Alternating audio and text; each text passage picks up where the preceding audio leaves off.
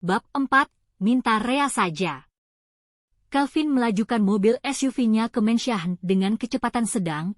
Dia bisa melihat Tuan Ken tengah menutup matanya di kursi belakang, terlihat sangat letih sekali.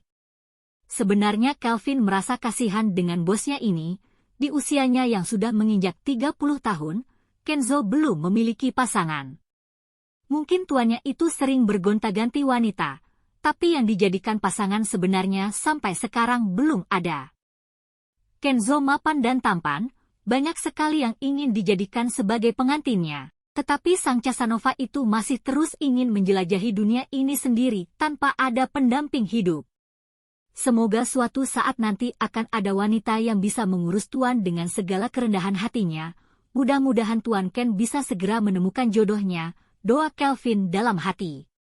Setelah mobil masuk ke dalam halaman mansion, Tuan Ken langsung keluar dengan wajah datar. Pria itu berjalan dengan langkah yang sedikit terhuyung tapi Tuan Ken masih berusaha mempertahankan. Calvin memanggil Lucy, dia menyuruh salah satu pelayan untuk melayani Tuan Ken karena pasti tuannya ini butuh seseorang untuk mengurusnya. Biar saya saja, Tuan Calvin, Susie menyodorkan dirinya untuk mengurus Tuan Ken. Susie dan Lucy orang yang berada ya wajah menyeringai dengan mata bahagia. Lucy dan Calvin sudah tahu jika Susie adalah salah satu pelayan kesayangan Tuan Ken. Baik, ikut aku, ucap Calvin berjalan cepat menuju tangga untuk naik ke lantai 3, di mana kamar Tuan Ken berada diikuti oleh Susie. Di dalam kamar Tuan Ken langsung merebahkan tubuhnya di atas ranjang king size-nya. Pria itu merasakan pusing yang luar biasa. Dia merasakan kedinginan luar biasa walaupun cuaca sedang terik-teriknya. Tok, tok, tok. Ceklek. Pintu kamar Tuan Ken terbuka, Calvin masuk bersama Susie. Maaf Tuan, saya meminta Susie untuk menjaga Tuan dan melayani apa yang Tuan inginku, ujar Calvin. Susie tersenyum dan mengangguk, dia tentu saja dengan sukarela mengurusi Tuan Ken. Bisa dipastikan jika bulan ini uang di rekeningnya akan menggendut. Susie sudah menjadi teman ranjang Tuan Ken selama sebulan dan sepertinya Tuan Ken masih menyukainya. Tidak Calvin, panggilkan aku pelayan baru itu, namanya Rea, aku mau dia yang melayaniku. Ujar Kenzo tiba-tiba.